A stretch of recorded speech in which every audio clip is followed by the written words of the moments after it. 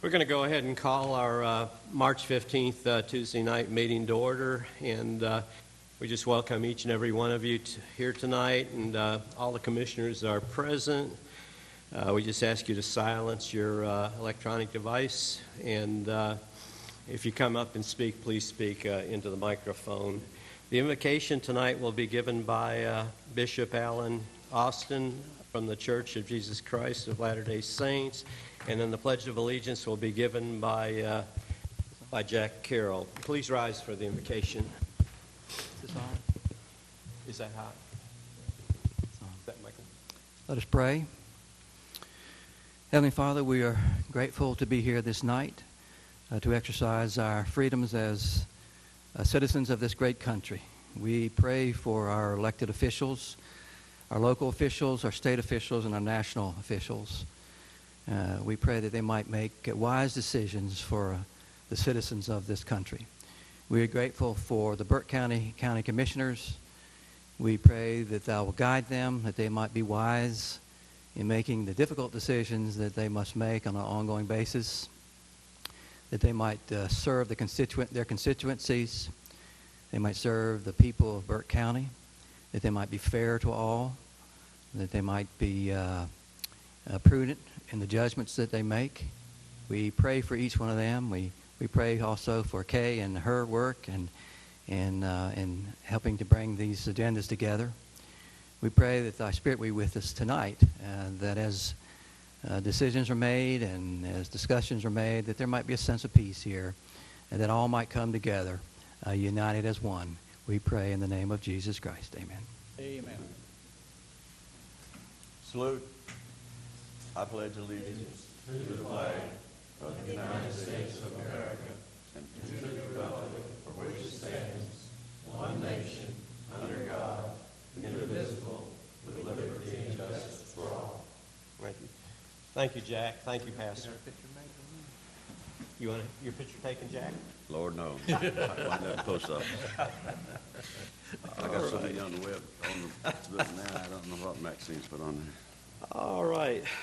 We have three sets of meetings to approve tonight. I think we can take them all together. The January 5th pre-agenda meeting, the January 19th, the Commissioners' regular meeting, and then the February 2nd pre-agenda meeting. And if everybody's had a chance to look at those, I'll be happy to accept a motion to approve those as printed. Mr. Chairman, make a motion that they be approved as rendered.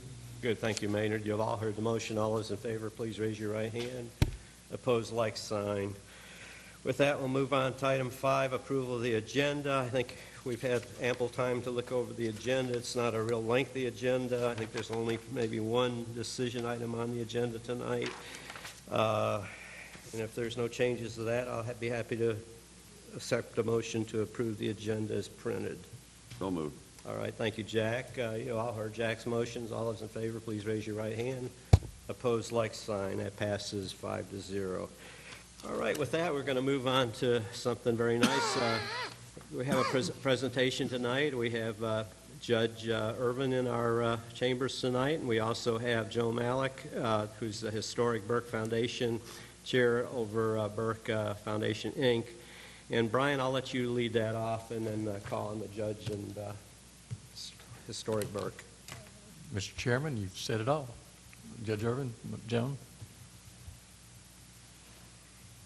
Good evening, Commissioners, ladies and gentlemen, and citizens of Burke County.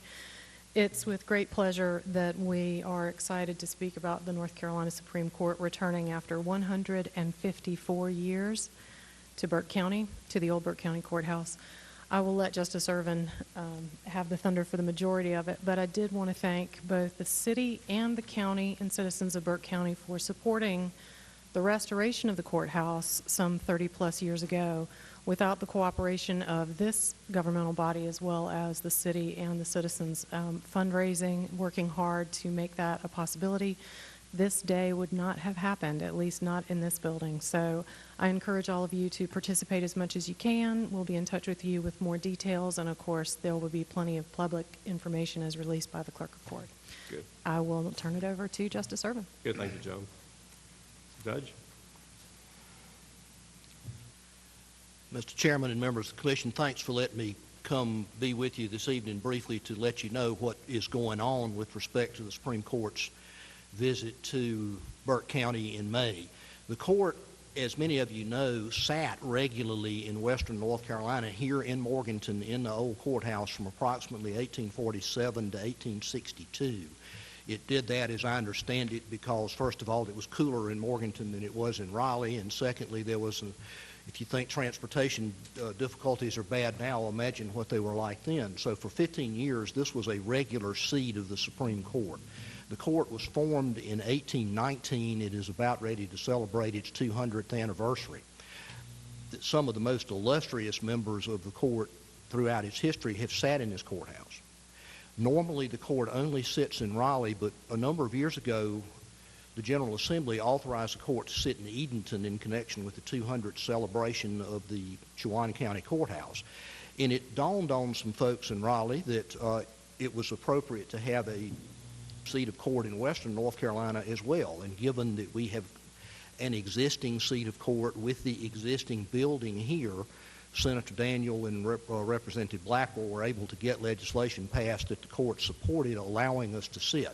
So it is now permissible for the Supreme Court to sit here in Burke County in the old Burke County Courthouse or some other appropriate location. We are going to hold 2 days of argument in the old courthouse on May 17th and 18th, which is a Tuesday and a Wednesday. I am informed this is the first time that the court has had more than 1 day of argument out of Raleigh in over a century. So this is a special occasion. We will hear 3 cases on Tuesday and 2 cases on Wednesday. Unlike many proceedings that y'all have seen, this is not going to be a trial. This is an appellate argument. It's when lawyers come in and make legal arguments to the court, and the court will then at a later time issue a written opinion embodying its decision. We should have a number. We've got the calendar has already been released. It's available on the internet. Among the cases that are set for hearing that week or here in Morganton are the case in which the city of Asheville has challenged the constitutionality of legislation dealing with the ownership of its water system. There's also a fairly controversial charter school funding case that will be heard here, plus some other cases that are obviously of importance to the litigants. As is required by the North Carolina Constitution, courts will be open, and our court will be open. If any of you wish to come and listen to any of the argument, we would be glad to have you. We believe, based on what we've seen so far, that there will be probably a greater demand for seats than there are seats if you just let somebody sit all day. So what we're planning on doing is having a ticket system. The details of that will be announced shortly. But several local folks are working on that, including the folks with the Chamber of Commerce. We will have an hour's worth of argument in each case, clear the room out at that point, and allow a different group of 170 people to come in, some of whom have reserved seats because they're involved in the cases, and some of whom can be members of the general public. I have met with Superintendent Putnam with the schools, have talked to folks at Western Piedmont, have had some communications with folks representing homeschool students to make sure that we can get our school students in there. I think it's a very exciting opportunity for the citizens of Burke County to see the highest court of our state in action. We appreciate, of course, the support that we've received from the Commission and from the City Council to date. I'll be happy to answer any questions that you may have, but I did want to at least make a formal presentation of a very brief nature to the Commission, just so that you would know what was being done with the courthouse that I think you own and I know you support. But I'll be happy to answer any questions. Questions for Judge? Mr. Chairman, Judge, does this legislation specify these 2 dates, or could you schedule other times? It authorizes us to sit at regular, I don't have it in front of me, but at regular intervals, so this is not a one-time thing. The court has sat in Edenton since the legislation involving Edenton twice and anticipates going back. I don't believe this will be the last time this ever happens. I hope it will be not an every year occurrence, but something that occurs every few years. So no, this is a standing seat of court now. Judge, I was so happy Brian in his budget found some way to pay for the cleanup. I had this bad dream that the commissioners are going to be up there in shorts and T-shirts and scrubbing the courthouse down, but Brian was able to find some money. If you wind up having to do that, let me know and I'll come help. There's an old story involving, I don't want to take up too much of your time, Take but all there your was time. Later, Chief Justice Susie Sharp started out as a Superior Court judge, and she was sent up here to hold court in that courthouse at a time when there was no women's bathroom in the building. And when she discovered that, she summoned the county commission and threatened to hold them in contempt until they rectified the situation. My understanding is it was done by that afternoon. I hope you can avoid a similar set of circumstances. Any comments, questions? I think it's just a great way to recognize Yeah. that event. Let's give that a big round of applause. Well, thank you. Thank you, Judge. See you later. Thank you. Good to see y'all. Good, thank you so much. All right, and our other presentation is the quarterly report on BDI, and Alan's here to speak to that.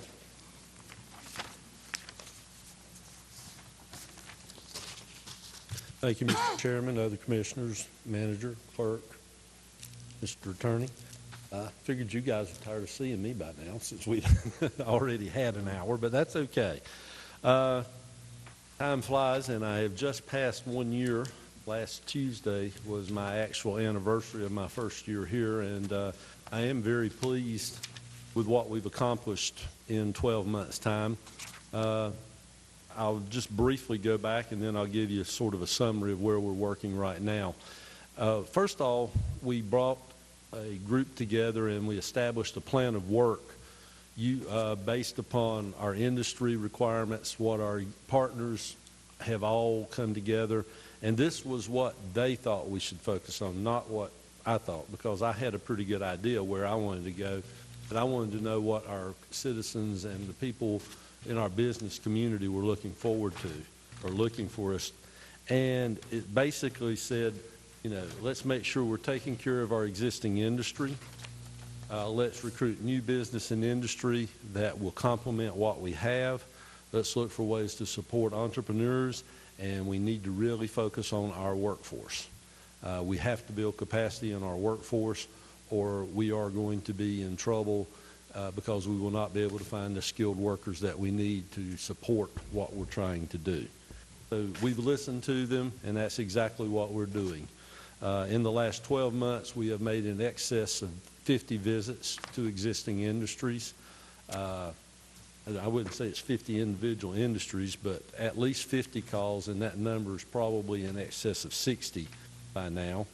We are focusing on recruitment of industry in metalworking that could be automotive in nature, in aerospace, in medical technology devices, and that would be supported by our existing metalworking cluster that we have.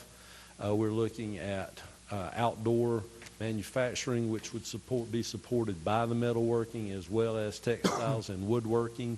And then we are also talking with some of our partner counties to see if there's something that we can do and build upon some strategies that are in others that would take advantage of our ample supply of fresh, clean water, and that is still being processed. So we've made a lot of progress in those areas. Entrepreneurship is a little tougher because it's really hard to find money to support people with ideas and looking to expand businesses, but I'm very passionate about that because I think expanding and growing small businesses is our way forward to creating wealth in a community, and to me that's what it's all about. Workforce, we have convened a task force to focus on this.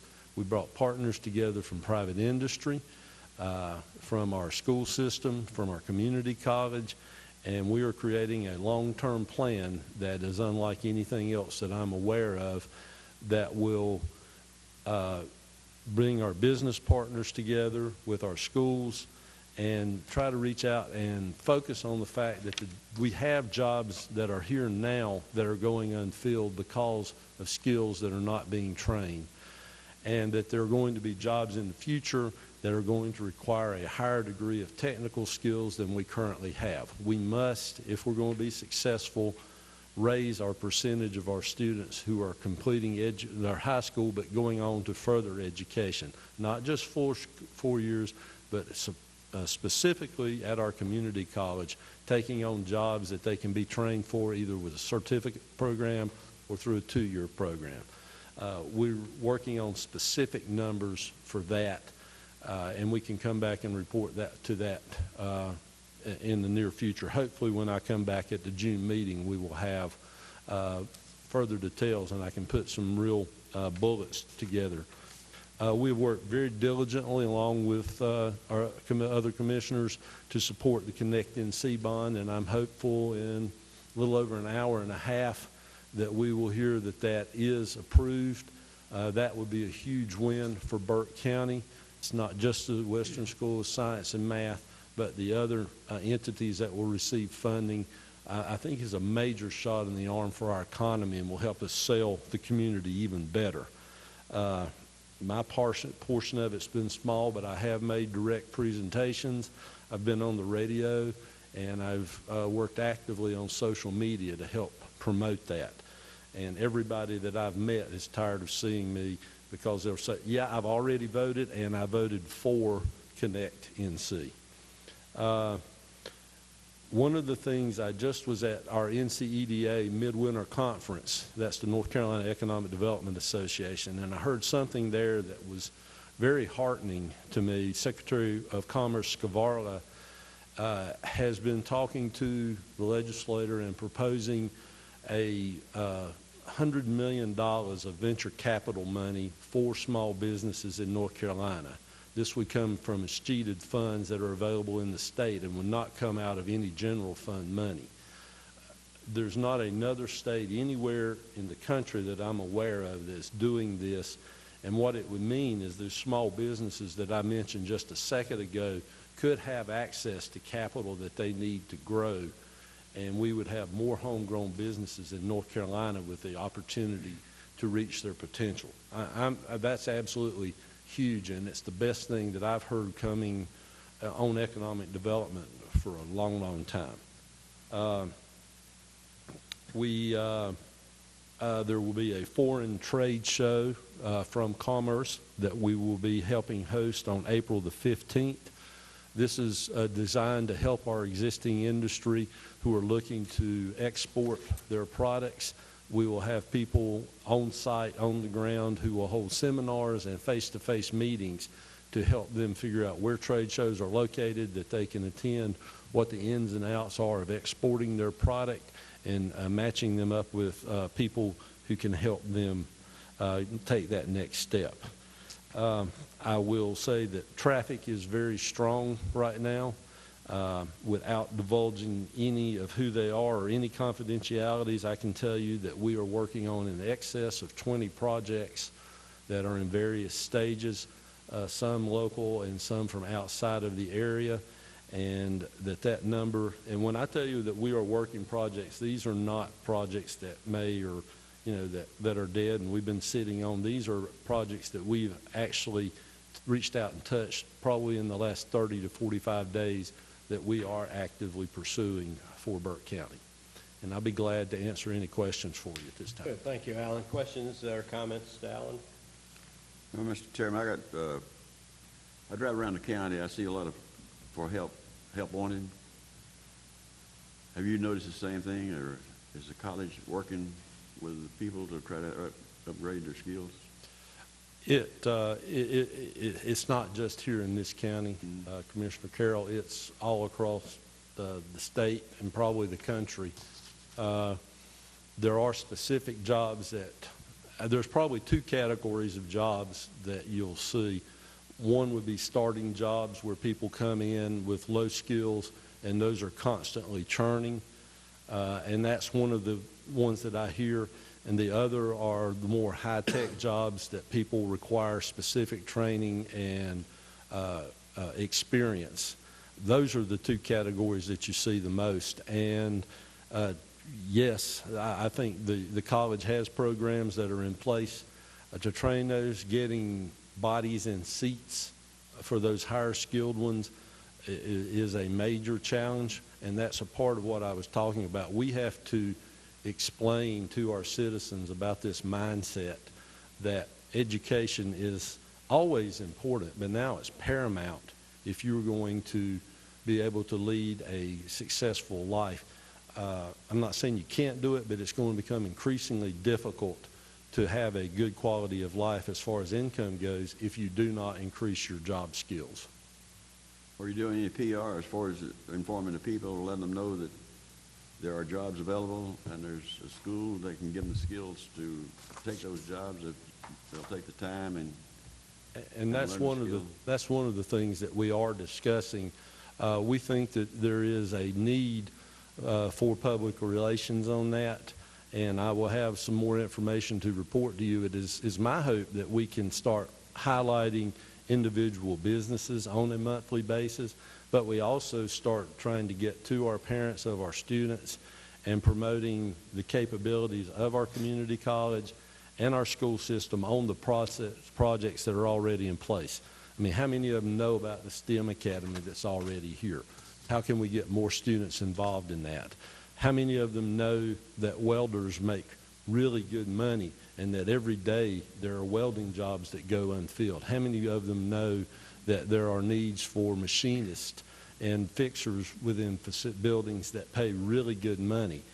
We've not done a very good job of doing that, and this is a part of the process that I mentioned that we are working on right now. Well, I think that PR should be put in a hurry-up stage in the near future. And I wish that you could just I know. do the hurry up, but this is something that is, yeah, it's an immediate need, but it is also a long-term process. Right. And if it were an easy fix, I think it would have already been fixed. It goes way deeper than that, and while we can start acting on it immediately, it's going to take a long time to work this through the process. Thank you. Other comments, questions? All right. Thank you, Alan. Appreciate it. Thank you. I would like to have a motion to accept the report as given. So moved. Mr. All Chairman. right. Thank you, Maynard. All those in favor, please raise your right hand. Opposed, like sign. That passes. All right.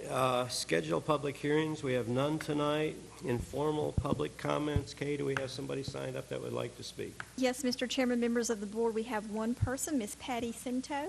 All right. Patty, if you try to keep your remarks to about 3 minutes and speak into the microphone, please, and state your name. Okay, my name is Patty Cinto. I live in the eastern part of Burke County. I recently received a water bill from Burke County General Services for $271.50. I immediately called the office. They came out and checked, and I was told that it was on my end. So I had a plumber to come out and fix the problem. It was due from the storm, busted water lines and stuff, and it never did surface because it was underground. So I didn't know anything about it until I got this water bill. I called Keith Ferris and spoke with him, and he recommended that I come here and talk to y'all. I just recently lost my job. I work a part-time job for Burke County Schools, been there for 12 years, and I'm going to have another water bill like this again next month or close to it. And that's why I'm here tonight, is to see if there's anything that can be done. Brian, I know this has happened in the past many, many years ago. I know we have policy and whatever, and that's something we probably don't want to get into, but is there any way to help her out? So I had this same thing happen to me years and years ago, and thank God I did get some help, but I don't know. I'd need to get with Chris and look at the policy and see what. I know we have policy, but again, I threw myself on the mercy that day. That's what I'm doing. It's just me. But let Brian check into it a little bit. And does he have your contact information, phone in it? Okay, he's got it. Maybe he can get back to you and whatever. We're sorry that happened. Things like that do happen. And Yeah, and I appreciate your time. good, thank you so much. All right, Mr. Chairman, could we receive a report on his findings on this? please. From Chris, yeah. All right, that leaves consent agenda, Brian, and that's nine items, and we'll turn it over to Brian. Thank you, Mr. Chairman. Members of the board, your first item is Board of Commissioners acceptance of Medical Director's annual report. Second is Board of Commissioners proclamation declaring Youth and Government Day. Number 3, clerk appointment to the Veterans Service Board. Number 4, community development, declaration of abandoned manufactured homes in violation of environmental compliance ordinance. Item 5, tax department EMS collections report for January 2016. Item 6, tax department release refund report for February 2016. Item 7, tax department tax collection report for February 2016. Item 8, tax department tax reclassification request. And then item 9, Western Piedmont Council of Government approval of the CDBG LEP plan. Good, thank you, Brian. Any comments or questions on the consent agenda tonight? There being none, I'll be happy to accept a motion to approve the consent agenda as printed. So moved. Thank you, Jack. You heard the motion from Jack. All those in favor, please raise your right hand. Opposed, like sign. That passes 5-0. Thank you. We only have one decision item tonight, and that's the schematic on the jail plans. And with that, I'll turn it over to Brian. Thank you, Mr. Chairman. We have our architect and a member of his staff here to do the presentation and show you what they have. I will tell you that as we've been working along with this, we've had involvement with the sheriff and magistrates and the chiefs of police that serve in the county that would be users of the facility, and had input from them as to things that they would like to see changed or different. And I'll let Mr. Hempfield go into that, and Mr. Randall at your leisure.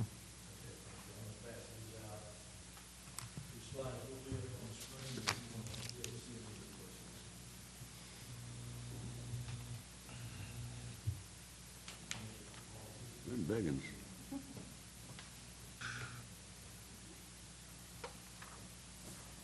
Good, thank you.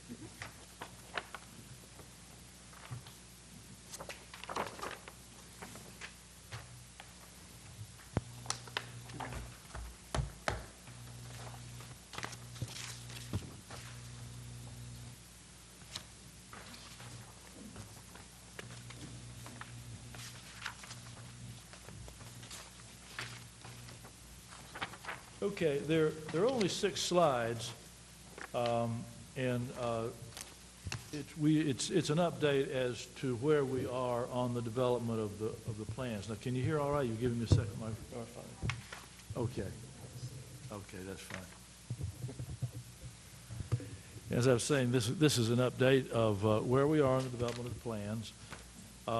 There has been some improvements since the last time you saw a presentation of the jail as it exists on a government drive site. This first slide actually includes some items in there that are considered a potential future things, but there's one item there that I did want to point out because it's the only slide that showed it. Using the top of the page as north and the bottom of the page is south, and as you can see, the jail is right in the center of the drawing. Just to the north of the jail, there's a dotted rectangle, and that is actually the expansion portion that we have identified as where the future expansion of the jail would go. We always do that, and we always want to be sure that we're planning so that sometime in the future that you're able to do that without having to go through any things that you don't have to. So from that, we can just jump on to the second slide. And of course, obviously, the jail footprint is shown in green on the slide. And the area that is the dark area to the south of the footprint, that is actually a drive-in where you are able to go to the vehicular sally port when the arrestees are being taken to the vehicular sally port. It also has parking there. The parking will accommodate not only people that are coming there to do visitation, also people that are coming there to visit the magistrate, or people that are coming there to have a talk or to visit the jail administrator. So the only public entrance to the entire facility will be on that side of the site. There is some parking on what would be the east side of the site. You can see in dark. And what we've done here, we've actually taken advantage of an existing road there, and for the beginning phase of this, we're going to reuse the existing road. It's a little hard to see, it's because it's kind of light, especially on the screen, but you can see it a little bit better possibly on the sheets that you have in front of you. But we simply reused that and put some parking there. That would simply be staff parking. Now, in the initial design and the design you saw a few months ago, we were actually thinking of that side of the site as a primary entrance, not only for staff parking, but also for the vehicles coming to service the kitchen. But it is an awkward way to come in, and for future use, it's not a good approach. So we took advantage of creating a access to the back side of the site for the kitchen, which comes around from the existing parking area down on the west side where the existing jail is, and there's a big long loop that you see in a dark gray that goes around and services the kitchen, and also acts as a service drive for the facility. There is also a loading dock which is on that back side. So everything that is a service side of the facility is on that side there. If we can go to the next slide, you can see this is a grading plan, and grading plans don't always mean much to everybody, but there are just a couple items there that I think would be helpful at this point. All the dotted lines that run in lines that are actually dashed, those are existing grades, and you can see around the jail itself there are some solid lines that connect to those dotted lines. Those are the design direct grades, so you can see what the areas on the site that are planned to be disturbed.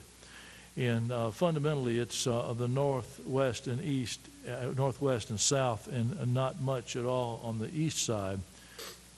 On the south side, there's some considerable amount of grading there because we are accommodating the parking down there. The footprint of the building itself is going to be on the top of what is that knoll.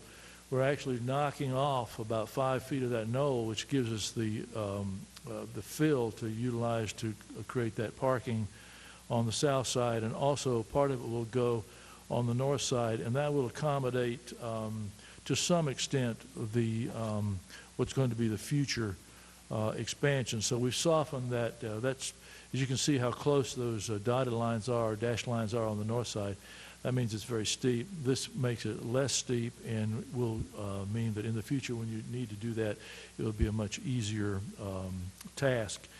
Also, you can see that from the long solid lines that some grading has to take place in order to accommodate that access road coming in around through the existing parking.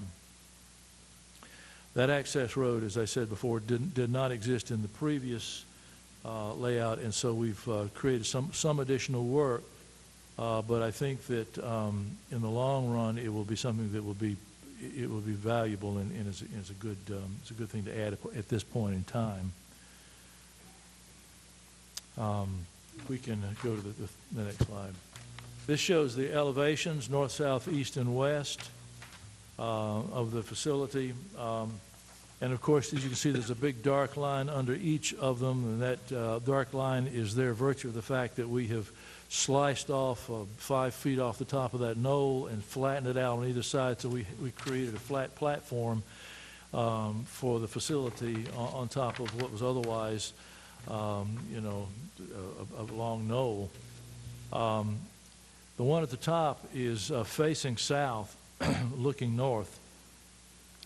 And I've put under each of the masses that are shown under each of those elevations a label that shows you what the masses represent. As an example, at the top one, on the left-hand side, that two-story mass says housing, and it is 2 stories in that your day rooms are 2 stories high, and then your cells are stacked 2 stories around it. So that is a 2-story. It says housing.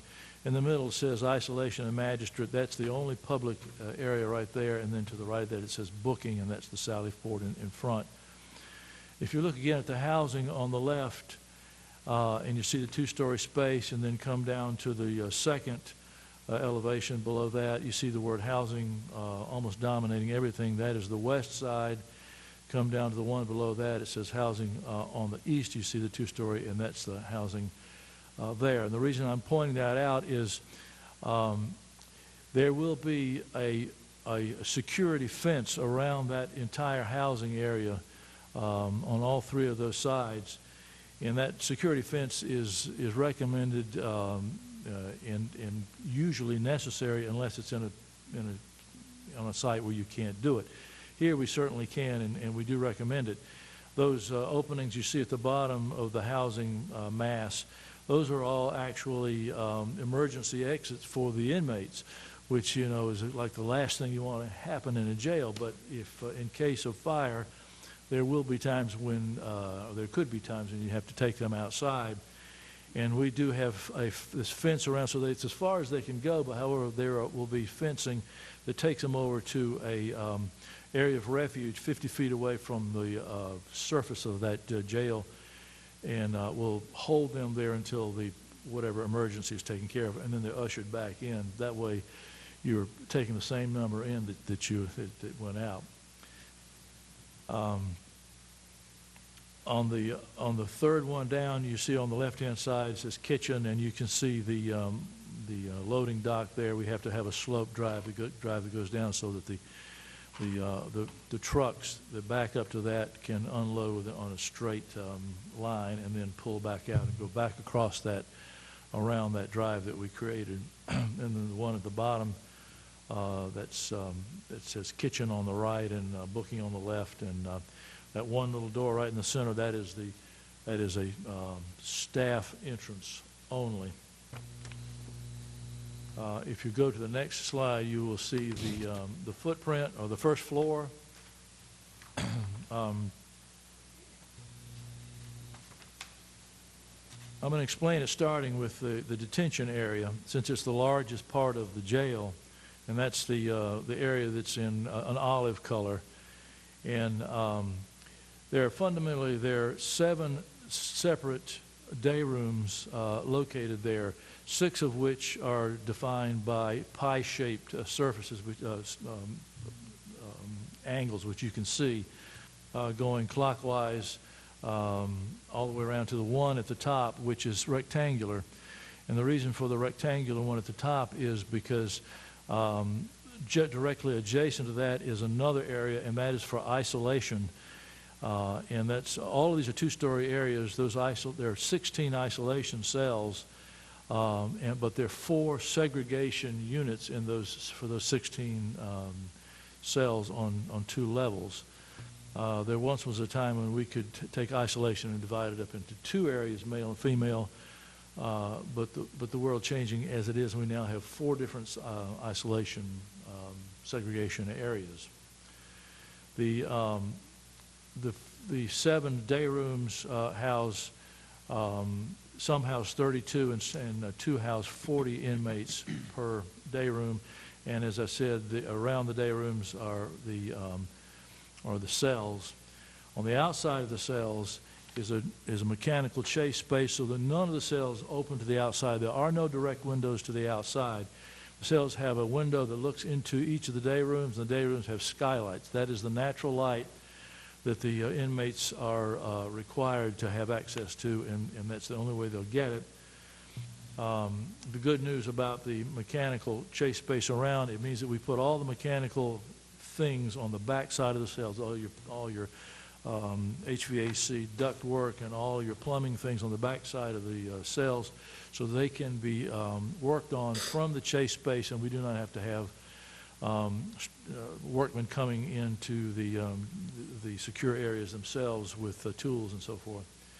It also provides a second layer of heated space, which means that the whole mass of the inside of the detention area is a better envelope and is just more efficient in terms of its economy, its energy economy. It also is a second layer. There's no way they're ever going to pick their way out of those cells through those concrete block walls. Those concrete block walls are, every other opening in those concrete block walls are filled with a steel bar in 4,000 PSI. They're not going to do it, but in the event that somehow it happened, they still couldn't get out, so there's another layer of security there. There's as you can see, there's a corridor that passes east-west through the entire facility. That's a secure corridor from the right-hand side or the east side all the way to the west side. There are pedestrian sally ports on either side there, so that no inmates will ever have less than 2 locked doors between them and the outside. In the center of the detention portion of it, the olive portion of it, you see some rectangles. The rectangles house the 4 pedestrian sally ports, which would go from the corridor into the 7 day rooms. Also, in the center of that, directly off the corridor, there are 2 smaller rectangles. Those are attorney visitation areas. In the time when the inmates have a right to have visitation alone with their attorneys, but rather than try to transport the inmates across through the facility to some other point where the attorneys are sitting, we take the attorneys in there. They have an attorney visitation area. It is filmed 100% of the time while they're in there, video only because they're not allowed to do audio, but it's very secure. The attorneys actually do not have direct contact with the inmates. They'll be talking to them through a glass. That way the inmates will never leave the detention area. They never leave it at all. They're fed there. They go to their visitation with their attorneys there. They have their exercise there. They sleep there. They have showers and toilets right there in the day room, and they also have toilets in their cells. The only time they leave is when they're either going to court or being released or have to go to the medical clinic. Now, going over to the other portion of it on the other side, on the east, we have 4 different colors there just to try to make it a little easier to understand what's going on there. We'll start on the bottom side, which is the east side.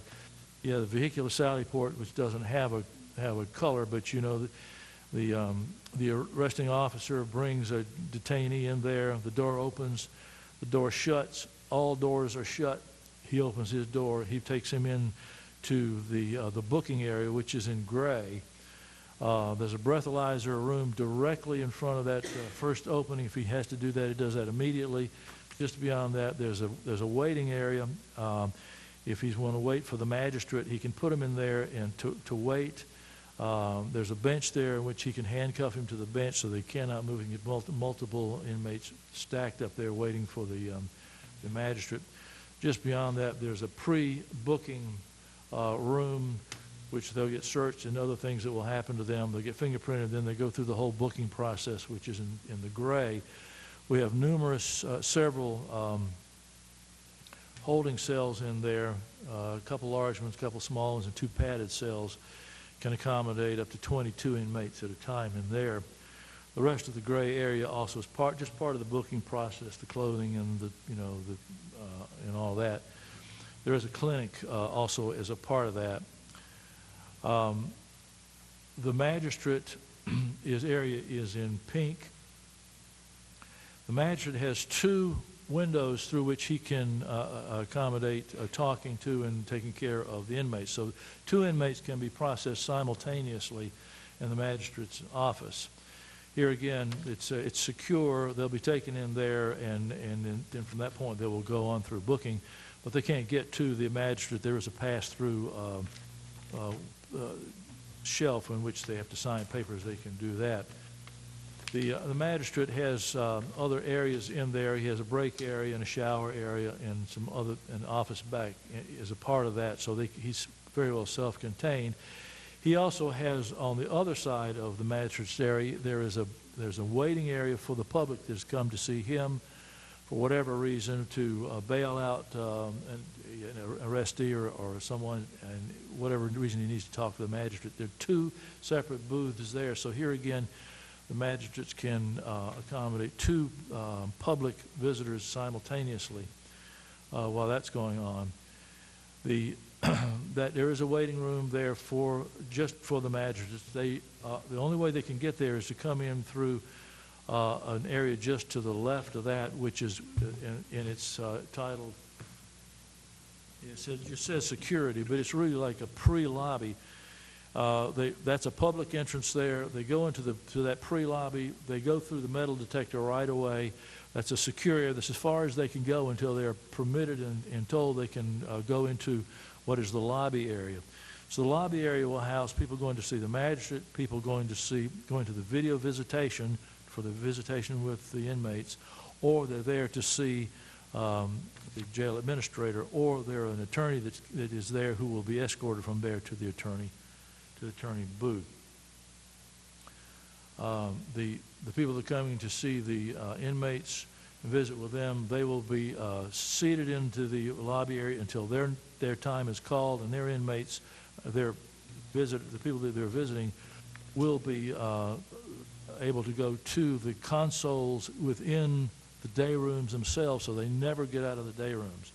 There are 2 consoles in every day room, and there are enough consoles and there are enough capacity within this visitation area to house what you have now as well as the future, but we also have the ability to expand that video visitation area in the future in case it becomes necessary. There's a direct access to the jail administrator's administrative assistant, not by direct contact, but through a window, and she can manage whatever business that is waiting for the jail administrator. Most of the white areas within the inside of this area of the jail belong to the jail administration. There are various offices and conference rooms and so forth. And then the light tan or light brown on the top side of that is the kitchen and the laundry area. And then just on the right-hand side of that, also in tan, between the kitchen and the jail detention itself, is the juvenile wing. Now, on an earlier layout of this that you may have seen, we had a juvenile wing that was actually outside and to the north side of the main jail portion of that, and it was actually between the main jail portion and its expansion.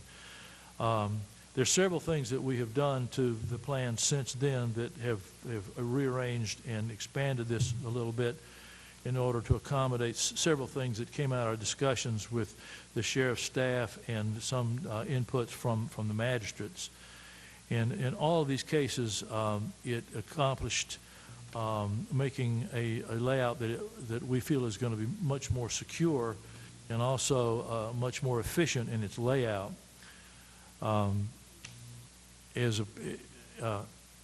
The jail portion, the detention portion itself, originally housed 256 inmates, including the footprint of the detention portion by a couple thousand square feet to make that happen.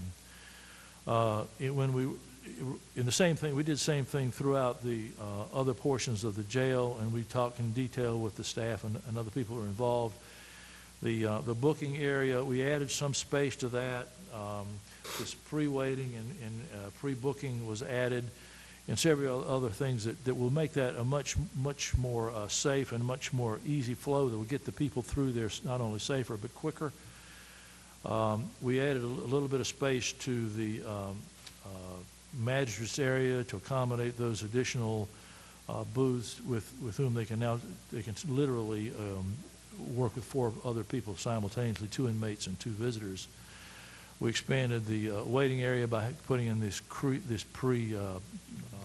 public area, pre-lobby area, which I think is a real plus in terms of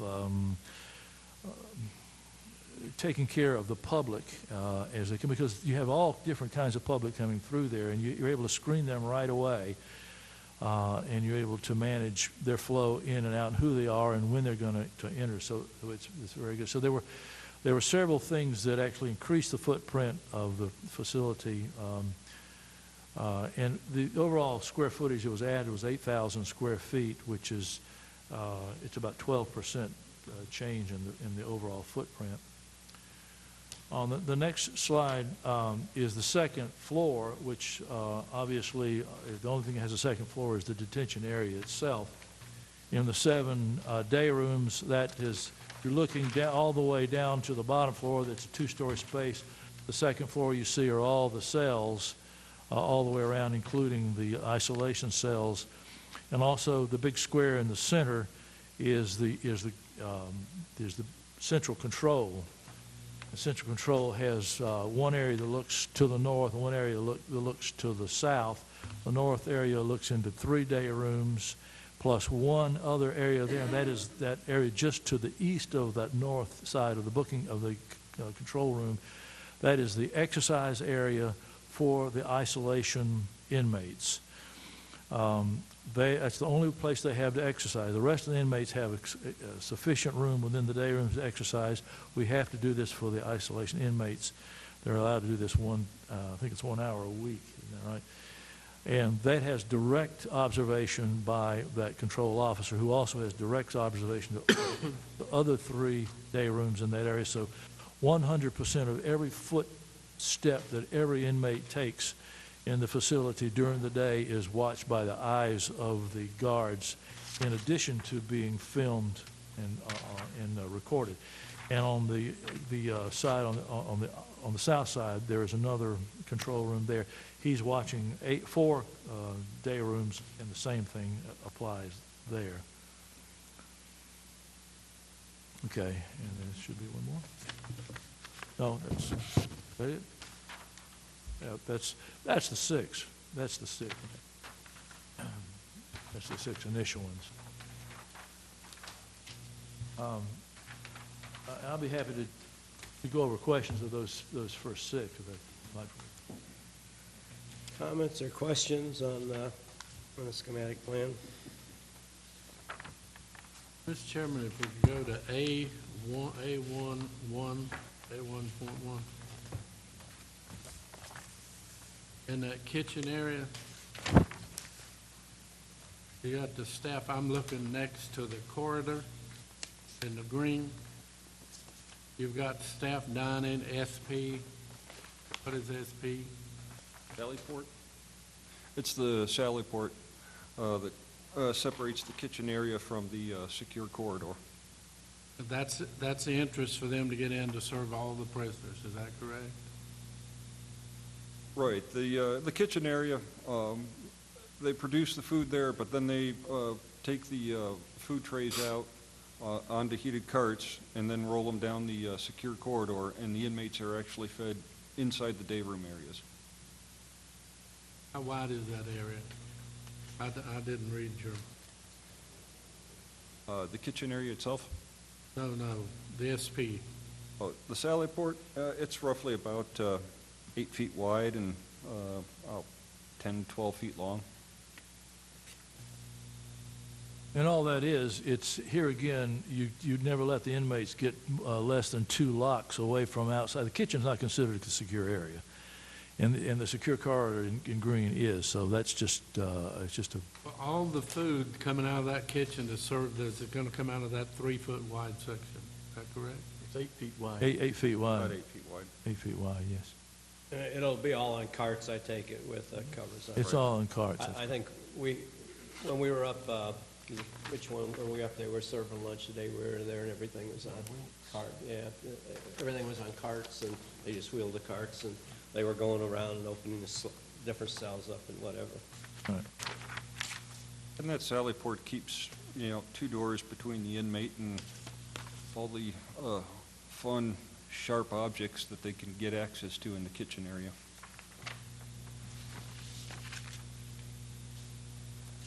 Other comments, questions?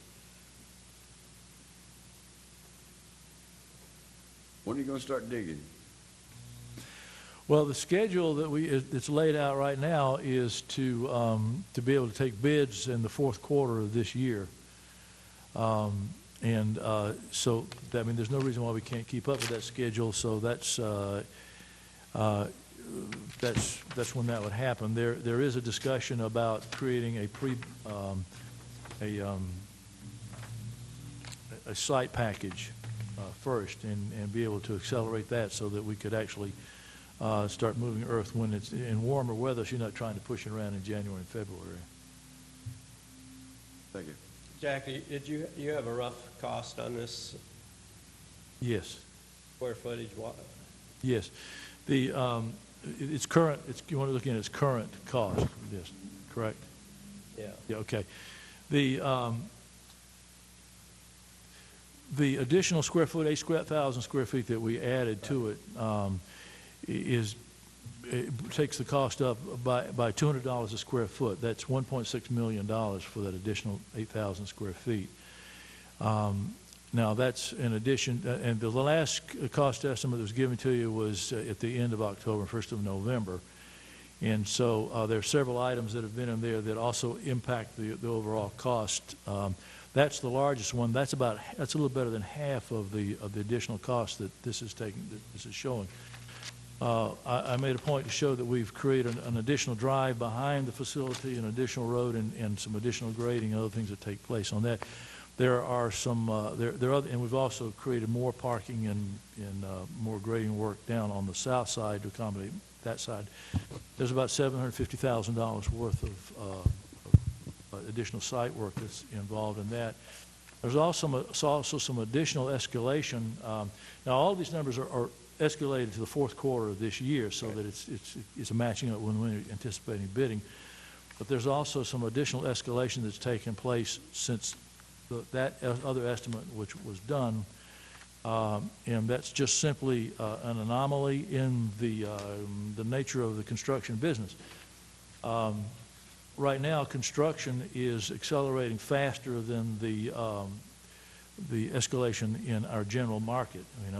We're looking at an interest rate rising at 2.5% or something like that. The construction business over the last year is looking at a 6% acceleration. And in the last 4 months, there's some items that have accelerated a great deal faster than that. Your CM at risk contractor was pointing out to me that they have certain masonry areas that was costing $9 a square foot in October is now $30 a square foot. Drywall is 150% escalation. And that's not across the board, but that's just a sample. Some of the areas that have bumped that up. So we've done a detailed analysis of what's being affected here and how's that affecting what we're doing here.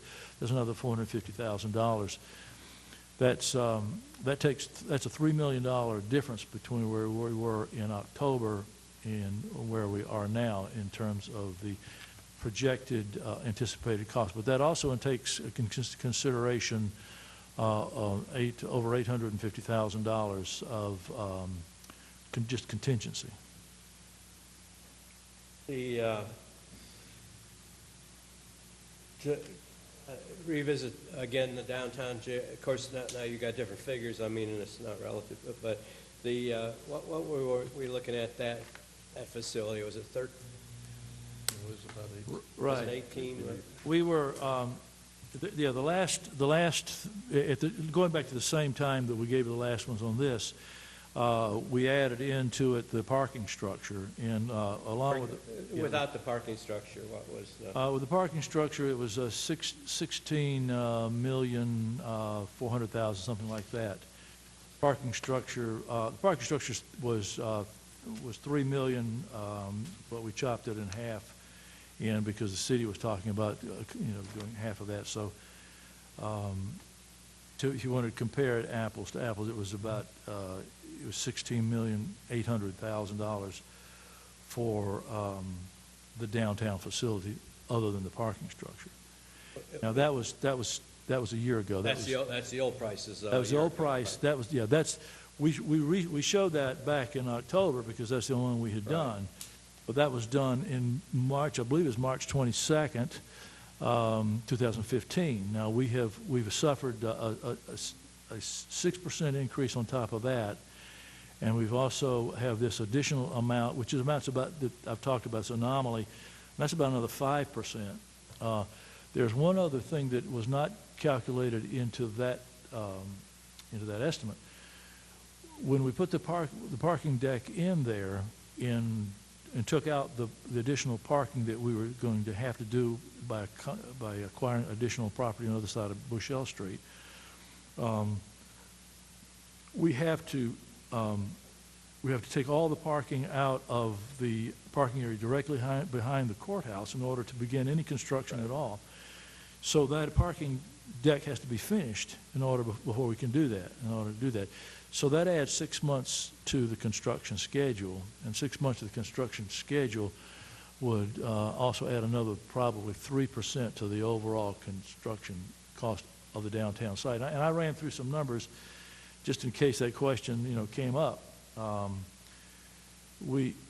Putting the parking deck back in there, along with these other escalation items, we are looking at excess of $20 million for the downtown project. And what do you think this project out on Government Drive? 18? 18 Yeah, million, it's or- 18.9, including the contingencies. And that would include the parking deck, or the parking deck would be extra on downtown? No, on downtown, I said if we put the parking deck back in there, which is, I think you're paying 1.6 million, I think, for the parking deck or something like that, because you're sharing it. Right. So it was excess of 20 million. I came up with $20,231,000. With the parking deck or without? With your half. That was, I'm sorry, that was without the parking deck. That was with the original plus escalation, plus the additional time of the escalated construction cost. There's a closing cost for Bushell Street and other escalation factors. So it's gone up quickly. So are the two projects similar in cost? I mean, when you look at what the city's going to pay on the parking deck and what we're going to pay, or are we pretty much the same figure? Or the reason I'm getting to that, because Maynard brought up some good points a while ago about, and I've been trying to follow his emails with the sheriff on what it costs to transport and different things, and I'm not getting a real clear cost on what it costs to transport vehicles, personnel, and all of that, and whatever. But I'm just wondering, that goes on forever, and are in the price of the two jails, are we pretty comparable in price, including our part of the parking deck? It isn't comparable without the parking deck. I mean, in that the downtown facility is going to be at least $2 million greater than the highest number we talked about on the remote site. The parking deck will be another, $1.5 million on top of that. There are other things that I want to be sure that I'm clear on what we're talking about, and when we make comparisons, is there certain areas of the downtown that are unknowns, and some numbers have been put down based on what we presume. And part of that has to do with the fact that it's in a CBD overlay district, and it's subject to the approval of the city in terms of what the architecture is going to look like. There are other interfaces with the utilities down there that we've had to make certain assumptions, and so there are some unknowns in that regard. The other thing has to do with the expansion, the potential in the future for the downtown site. And as you know, we have the only place we can expand is across Bushell Street, and we still have the condition of the 60-inch line, which is going to have to be fixed. And the numbers vary from $100,000 to $500,000 depending on which fix you do. But the transportation problem, right. The people that it takes to transport those people, the people that we're going to have to watch those people if we transport them and whatever, that goes on forever and ever and ever. That's correct. That doesn't stop. So that's right. I guess, Mayor, what I'm getting, I don't get a clear picture of what it costs to transport at this point yet, and I'm really curious about that because I mean it looks like a tremendous amount of money every year. When we took the tours to Wilkes County, if you recall, and part of your sales pitch, and I hate that word, but for sake of argument, was that Wilkes was bragging, 450 to 500,000 a year savings by building that jail next to the courthouse. Well, math is not hard. True math, you can lie if you want to, but true math will not lie. And if you take 450,000 a year times 10, that's $4.5 million. Times 20 years, which is the payoff for this jail, supposedly, it's $9 million, or half the cost to build a jail. The sheriff said 2 or 3 times it would be significant savings. We have yet to get him to put a figure on that, but we can, I can take the model that Wilkes did and, save 2 or 3 cars, 5 or 6 personnel, transporting every day, the insurance and all the other good stuff that goes along with it. I know it would be significant, but it's kind of like some other things. It's still in the gray area till somebody says, here is the dollar amount that this will save. Yes, sir. And, excuse me. I would assume you could help us with that a little bit, I guess, with Wilkes County. I don't know how far they were commuting before and how much. Are they about as big as we are, whatever, so forth. But I thoroughly remember, and I've searched some notes and can't find the notes I took when we were on that trip, but I did write that number down and still look from time to time for it. But that's an astronomical amount of money. Yes, sir. And if you go past 20 years, it just keeps mounting up. And it's a number I'd like to know, but yes, and I don't have that number. I would like. I'm sure the sheriff can provide more information on that than I can. One thing, though, please hold in mind is the fact that on the downtown site, the jail is the north side of that jail is on the completely on the other side of Bush Hill Street, right against the property line up there. The south side of that jail is pulled as close to the courthouse as we should be able to do without getting into other fire issues. The east and west side of that is as close to the streets as we can do and still allow the traffic that comes onto the site for utilities and for the kitchen and still make it accommodate. So that footprint is all the building you're going to get out of that. That building's 11,000 square feet smaller than the one that we're talking about out on the Government Drive site. And we do believe that the Government Drive site is, it's been expanded, but we do believe it's going to be a lot more secure. And I also believe it's going to be a lot more efficient, just simply because we're not able to make that footprint. And that's the best that we're going to be, that you can ever find in creating a design for that particular site. So it's not 100% apples to apples when you're looking at that. no, I would agree with that. It's not. Other comments, questions? I don't know why the sheriff shouldn't be able to give us an estimate. He's been doing it for how many years? He knows how many deputies it takes a day to transport those people? And Well, all the other days that he expenses. transport around 50 people, that's big transportation right Yeah, there. that's what I say. He should be able to give us a dollar figure on that. I don't see why he wouldn't be able to. I've been getting a lot of feedback from taxpayers on this thing, and I'm just curious about the numbers, how it all works out. And one thing they all say, that transportation doesn't go away. That's with you forever and ever. So, I don't know.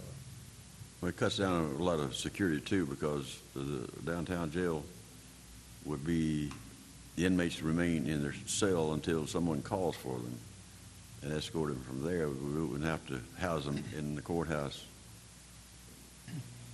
in any part of it, so it seemed to me like that would be a plus there. Yeah, it was in my mind, Mr. Chairman, if I may, that half the reason to build a new jail was for safety and to cut the cost to have it next to the court. I mean, that was our initial goal for this jail. Of course, we got the flack from the Morgan City. That wasn't our fault. We were trying to be good neighbors, but they did yield later. But it's still it's mind-boggling how much money that is to save on everyday cost. And of course, I'm wondering why we're discussing this, because we voted to continue with the one out on Government Road, Government Drive, but you can always vote again. do what? I'm just worried about that cost. I am getting a lot of people asking about that cost, and I don't really have an answer. The one other thing that you will have it, if it's a remote site that you don't have currently, is the fact that you have an existing jail there that will be so they can utilize that for the holding area for the inmates going to court. So there's quite a capacity in terms of being In the old jail. in the old jail. There's quite a capacity. Yeah, that's big time right there. You put 50 prisoners there. I mean, that's you got that capacity there. Either way, I mean, but it takes people then to run that site too. That doesn't just take one guard. I mean, you're talking, from what I understand, quite a few guards. Mr. Chairman, Jack, you mentioned we expanded this site. Is there any room on the detention side to reduce that space? Can we make up some of that 8,000 square feet that you've added over here on the magistrate side and juvenile side and all this? What have we got that can be reduced elsewhere? We've looked at that for a long time and very thoroughly. And the only way we can do that, we've gone from 256 to 264, including the juveniles. The only way we can do it is reduce the 256 back down to where it was. There's a couple thousand square feet that it took to make that accommodation. In terms of any excess space, it doesn't exist. I mean, it's very efficient, but it's also very tight in terms of its number of square feet. And that's one of the tests that I do on jails that we do. We look at square feet per inmate, and most people look at cost per inmate and cost per square feet, which I also do, but we also look at square feet per inmate to be sure that we are creating an efficient thing. It's very efficient, but I don't think there's any fat. Only other comment I would make, Mr. Chairman, is we talk about transportation. On that front page, an excellent way to deal with that transportation is that future courthouse spot right there. I know that's in the future, but and we may not want to think about that right now, but that might make a whole lot of sense 5 or 10 years down the road. What's the life expectancy of a jail like we're talking about? 30 years? Yeah, it can easily be 30 years. The structure is going to be there, forever. But the only thing that would limit its life expectancy would be a change in the regulations that this no longer accommodates. That they have to make expensive changes. As far as it wearing out, it isn't going to wear out. Or B, you just simply end up with a population that won't hold. And we've expanded it with an additional 128 beds shown on the north expansion. There's also room to have additional expansions beyond that.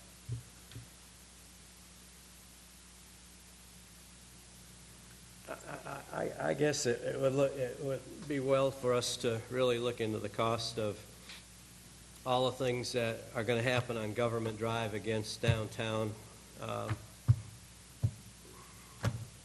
just know that transportation is going to go on forever, and I don't really have an idea what that's going to cost on a weekly, yearly basis. I don't know. I'm getting a lot of calls on that. I'm getting a lot of calls. Other comments? When would a decision have to be made, Jack, in your opinion?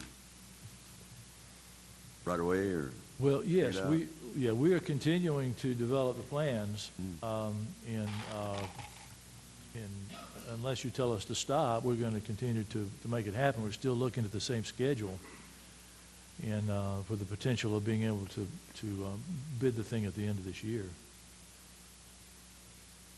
Is there a possibility we can take a little breather here and try to digest all this?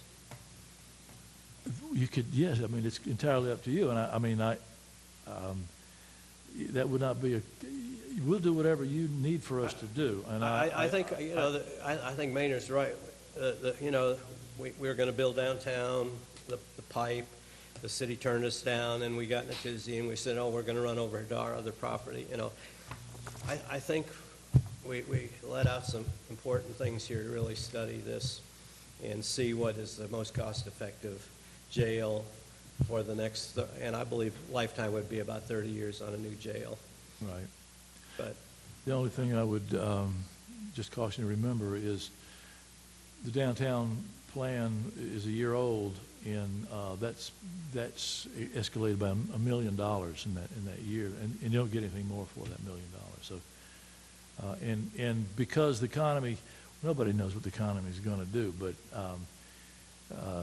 there are some signs that it's going to start escalating quickly. And the construction, I've seen this in construction before, and it happened. You may remember there was a mini recession in the early 90s. You remember that? And that mini recession turned around in 1994 like that. And we bid a jail just as it was turning around. It went in 12% over budget, and it just overnight.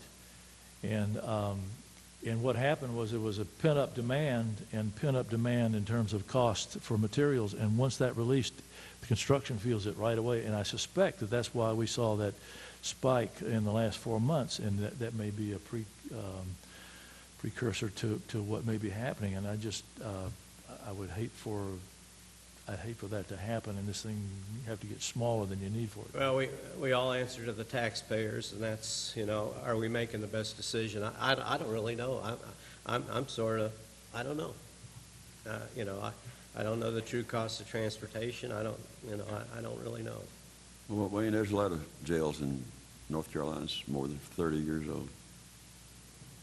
I'm sorry, I didn't hear that. No, I'm talking to Wayne Oh, about the length of how long the jail would last. I 30 don't years. know I think it'd be- how old the present jail is over there in Government Drive, but it's crumbling as we speak. God, well, that's not a jail. That's I know a it. couple of It's- boxes I put know. together. Mr. Chairman, one other, just to clarify for me, both of those sites of jails you are telling us within, we've been at this, what, about a year, John? Is up $4 million? 3.5 to me. The one we were looking at was 16, you're now saying is 19.5, and the one downtown Hickory Morganton would be 20? Yeah, the one at Government Drive has gone up because of a anomaly in escalation, which that's the way I've described it, and that's an unusual event. We've added some things to the site, which we can take that out, or we can put that in as a bid alternate. So if the money's not there, it doesn't happen. If it is there, it does happen. The majority of the escalation in cost up there was because we added 8,000 square feet and accommodated, you know, more secure and more efficient floor plan. The escalation, the downtown site, is simply because it's there, and the construction cost is going to be strung out. The construction cost for the Government Drive site is going to be about between 27 and 30 months. The construction time, did I say cost? Construction time for downtown site is going to be pushing 40 months. And that equates back to dollars. And that has to do for lots and lots of reasons. I mean, just the site that you're working on and things you have to interface with, and the having to build the parking structure. Well, we started this project, I believe we said to each other. It's your fault. If $12.5 million, if we could build it for that, we'd build a jail. It came in at 14, then it went to 16, now it's 20. So, I'm just kidding you, but you were right. I mean, the thing that the original idea was transportation, why we really got it, and probably we need a new jail, but I mean, transportation was a big thing, and now we really don't know exactly and for how long that'll go on, and we just know it goes on forever and ever. And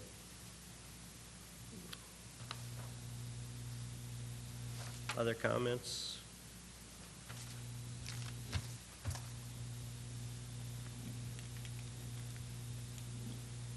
Says here we can receive the presentation and take action. I mean,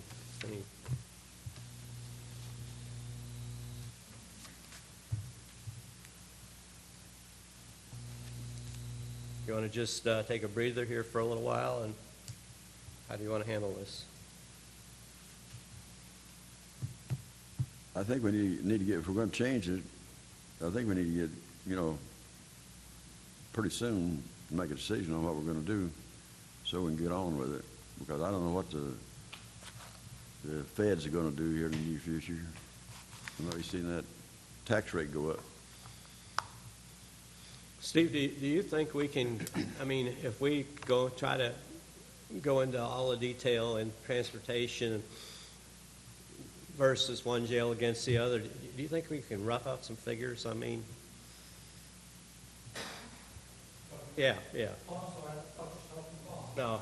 Yes, the email that I sent, the question has always been, what are you going to do as far as custodial care? Are you going to look at downtown Gallup? Is yard that's going to have a minimum of 12 officials added to the staff of the new jail? Are you going to have the downtown jail open just during the day? So we can bring people and share the email I sent to you. We've had some days of 52 people. Right. So you're saying it's going to take how much more staff if we build out there and keep the jail downtown? We have the same number of staff that we're using for 168, and we've got 37 staff for 168. So you're looking at 256. Now, this jail will be more efficient and effective, so the staffing ratio won't be as much. We'll need to look at how many staff it's going to take. The problem, and this is where I had the issue from the beginning, is what are you going to do with the downtown jail? That's a huge issue to where we can take people from the new jail and transport them into housing services and bring them to the court. And what I shared with you too is, if you got 52 people and you got one transport van and two vans, then you bring 12 at a time. Well, I don't think the court is going to accept that. Every 4 trips just to get 48. The other day, we got 37 people in custody, and the lieutenant said we made 15 van trips. So if you buy another van and get another team, now you've got 4 transport officers plus 2 vans. But the decision needs to be made about where are we going to house the people for holding cells and getting them to the court. That is huge. And are you going to add another courtroom? You add another courtroom downstairs, that's 4 people. More bailiffs is needed. So if you will give me some information about what the plans are in downtown jail, we can get you some numbers. Another thing I think from the judges, what they like for inmates, that's in custody, or we don't have to have it all over there at one time. Things that, and again, I shared this in the email, the judge may say, we need to go get John Smith. We didn't know John Smith was going to be needed. So now that's an unmanned. Go back and get John Smith. Again, only 37 people in custody the other day, 15 vans. They get those 37 people in addition to other people that the judges ordered us to go get. But we can't house the 2 people upstairs in those homes. We have to have a place to hold. Another thing I shared with you was that if you don't have a downtown jail, you're going to have to unload outside and walk them into the courthouse. If the courthouse is completely secure, just like we had Justin Sullivan the other day, we were able to take him from the jail upstairs and never had access to the public. If we didn't have that downtown jail and Justin Sullivan came in, we'd have to unload him outside. And so we'd have to have extra security. We'd have to clear out the lobby of the courthouse before we took him in.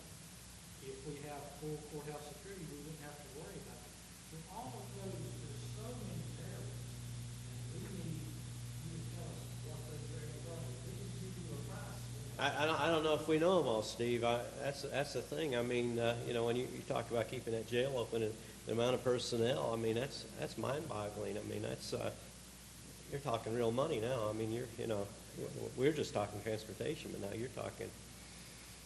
I really personally, I don't know where to go with this. I mean, it really scares me. We're stewards of the taxpayers' money. Are we doing the right? I know we spent money on work to get us this far, but are we, if we would change, I mean, in the long run, over so many years, is it going to really matter? I mean, you know, I don't know. Maybe you all have a better idea where you want to go with this. I'm sort of lost. We're on the second year now. Well, I'm hearing things though recently that we didn't hear 2 years ago or a year ago. And then I'm getting, you know, I mean, this is a big deal. This is one of the biggest things that's going to happen in Burke County in probably our history on the county commission. And I think we want to make the right decision. I don't want to go into this thing. Maybe we all got our panties on fire a little bit because of the city and whatever, and they said no, and then we went out there. But are we making the right decision for our taxpayers? Let me share one other thing. I mean, just to make a point. When I talk about was today, the judge wanted us to take the shackles and the handcuffs off somebody representing themselves. Now we need 2 more ballots. She wanted the ballot at each of the doors.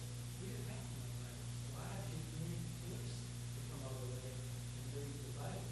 Those are the type of things that you just can't factor in. And those happen every day, something like that. We don't have enough ballots now. So if we secure the courthouse, our courthouse, then we don't have to worry that there's any weapons in the courthouse. That gives us some extra security. If we're bringing people in off the street, I let them off the van over the street and take them in the courthouse. You've got to be conscious about who is already in that courthouse and who's beyond. Well, and I think, you know, none of us are experts. I sell hamburgers for a living. I'm not a jail expert by any means, but I don't think, I think we rushed into this thing. My feeling, again, just me speaking, I think we rushed into some things, and now we're looking at some tremendous costs. Either way we go, it's tremendous costs. I don't think there's going to be too many times you're going to have 256 people locked up at the same time. If we put some pressure on the DA and get them moving, saves a lot of money there. Whatever is the pleasure of the commission. I know you guys want to get over to the rec center.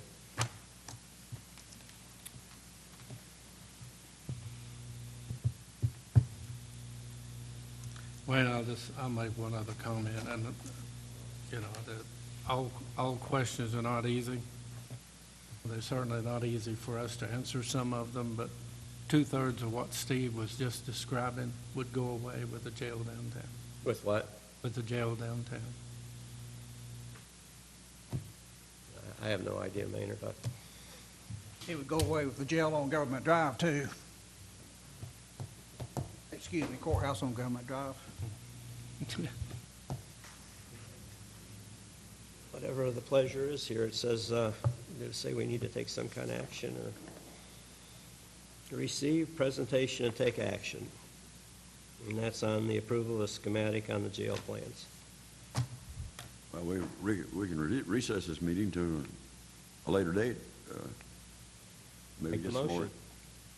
Get some more information. Make the motion. How are we going to get the information? I mean, well, I don't know. Might get some numbers from the sheriff on his side of it, but Steve, is it practical at all to have the jail at a remote site without leaving the downtown jail at least open for inmates during the day? Does that make any sense at all? Yes, and that way, we'd leave the downtown jail up during the day, and we have to have a minimum of 3 detention officers. That's one in the control room, and then 2 out on the floor. So if you did that, you'd have to have 3 people. And we could transport them to the downtown jail. That would be our holding facility. We could bring them up just like we do today. That would be the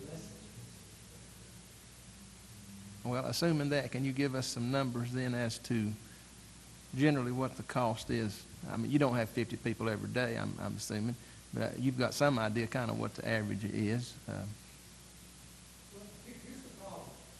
When you do have those 53, you already have to have the teams in place, you have to have the 2 vans, you've got to have 4 bailiffs or principals. So there'll be situations when you'll need all of this. So if you're going to use a rough slide, I would say, and we can make sure that the judges agree with this, but I would say we probably need 2 transport vans, 4 transport officers.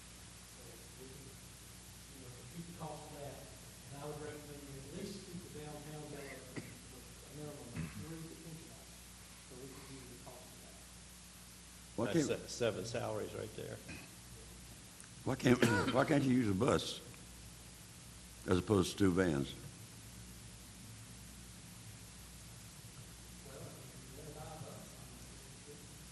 I see one sitting down in front of Rose's. I don't know. Where do y'all want to go with this? I don't know. I move to recesses until the pre-agenda next month. Well, we got to, while we're waiting, we got to try to get some answers here. I mean, we got to be doing something. I mean, we don't want to just sit down and say we're going to put it off till we need the tough questions asked. We need the answers. Well, I think the sheriff if he can give us this information, from my perspective, I want to build the best facility we can build for the citizens of Burke County. Personally, I don't think downtown is going to lend itself to do that in any fashion. I mean, I don't think we can build the best jail. We've already heard tonight 8,000 more feet. You're certainly not going to get 8,000 more feet downtown. You're not going to get the 256 plus the 8,000 and the juveniles.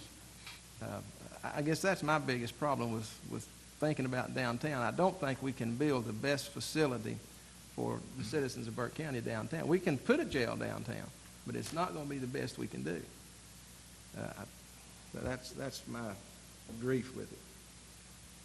I withdraw my motion, and I'll move that we vote on, up or down vote, to move it downtown. That's your motion? Yes. So you're saying that we voted up or down to move it downtown? Yes. So yes will be to put it downtown or the opposite? Jack, that motion would probably, I'm just sitting here thinking we need to run that by the city of Morgan for. Yeah, that's true I too. don't mean to take away from his motion. You're right. I Well, understand. we've been down that road before with the city, and we know exactly where they stand. And I don't know why we go back and try to make a deal with them again. We know exactly what we have to do there. Maybe it'd be wiser, maybe we ought to wait on that vote till pre-agenda. And let us digest this a little bit, huh? Okay. I mean, I'll withdraw it. my mind is scrambled. I really don't know, Jack. I mean, I don't want to make a bad decision. We might have already made I don't. Let's just. Would that be that we vote on it up or down on our pre-agenda meeting? Could we do that? Call a special meeting? We don't have to call a special meeting, just recess this one until. All right, we can recess this. Yes, sir. Is there any problems we're going to get into, Brian, with that? I think there's a lot of information that's going to have to gather, and I believe the sheriff is going to be in a predicament with having to make an assumption as to the number of trips, because that's like asking him what's the price of gas going to be 6 years from now per gallon. Does he put in escalation of 3% cost of living for these people's salaries and the gas? There's going to be. He might get you in the ballpark, but I don't think you can pin him down and say, Steve, you told us it's going to cost this. No, I agree. I agree on that. I mean, that's, You've also got costs where the plan that they've designed now and the time they spent won't fit downtown. That means you start all over, or you have to do some rework, and that's time. I'm not sure how much time, plus their cost per hour for the extra work. But we can come back. But sometimes that's money well spent. I mean, we're making a decision, trying to make a decision for 30 years, and what we're talking about is peanuts the way I look over here. I mean, yeah, we spent some money on planning and whatever, but that in the long, 30 years, I just think we need to get this right. We'll just recess the meeting until 3, until after pre-agenda? Yeah. Okay. 3 o'clock, right? All right, you heard Jack's motion, so we'll meet for a little while after pre-agenda, and that would be April. Yeah. Anybody question that or before we vote on it? All those in favor, please raise your right hand. Opposed, like sign. I don't know where your hand go up, Jeff, or that's 5-0, so that's what we'll do. All right. I know you guys want to get over to the Higher Education Center. Let's forego all this, except for the clerk to read off them, and I think they want to go, and they'll go. Thank you, Mr. Chairman. Members of the board, we have the following vacancies: Hickory Regional Planning Commission, Adult Care Home Community Advisory Committee, Council on Aging, Juvenile Crime Prevention Council, City of Morganton Board of Adjustment for the ETJ, City of Morganton Planning Board, ETJ, Voluntary Agriculture Board, Burke County Board of Adjustment, Burke County Board of Health, Burke County Board of Library Trustees. I think that'll do it. Motion to adjourn. So moved. All You were those going to in favor? recess. Weren't you going to recess? Oh, you want, that's, Yeah. We just want to recess to April. yeah, After pre-agenda. this is on the Tony Bowman case. Oh, yes. Yeah. It's just one thing that we got a card from, and it was during the disaster we had with Rutherford, is that not Rutherford College, but Hildebrand. The Burke County Board of Commissioners would like to thank Reverend Tony Bowman and the Hildebrand United Methodist Church for their generosity in the use of their fellowship hall to temporarily house the East Burke Senior Center. Until recently, the Senior Center has been housed in the basement of the Hildebrand Town Hall. In February, the Town Hall experienced both smoke and water damage during the recent fire, thus closing the operation of the East Burke Senior Center. Reverend Bowman and his congregation graciously invited the Senior Center to temporarily relocate into their fellowship hall to prevent a lapse in activities and programming. We would like to acknowledge our gratitude to the Hildebrand United Methodist Church with this card of thanks, and I think the card's going around for everybody to sign, and we really appreciate them. We didn't have a lot of damage, but we had enough that it wasn't good for our seniors down there. So, again, motion to adjourn. Recess. Recess. Recess. Recess. Recess.